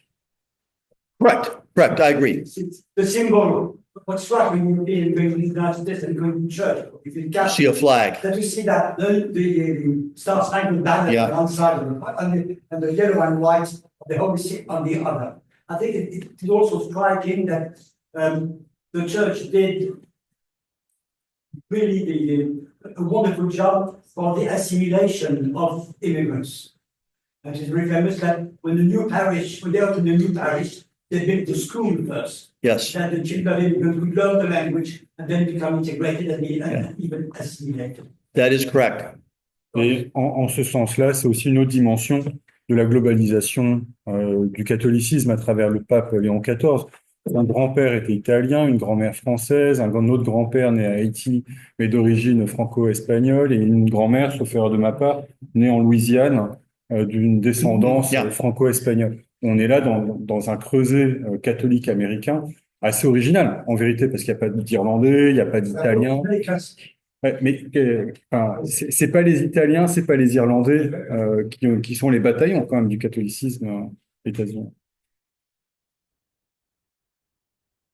S'il n'y a plus de questions, vous n'hésitez pas, hein, s'il y a encore des questions, on peut rester.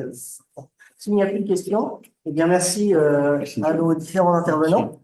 Merci beaucoup à notre invité. Et puis merci à vous d'avoir été aussi nombreux, d'avoir posé des questions. Je félicite aussi l'étudiant là-haut, parce que c'est quand même très courageux de poser une question en anglais. Bravo.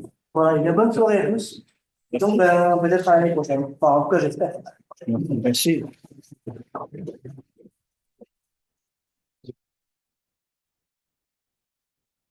Thank you very much. I hope I did that okay there. Thank you, Charles, very much. Thank you, Mark. Merci Mathéo. Alors,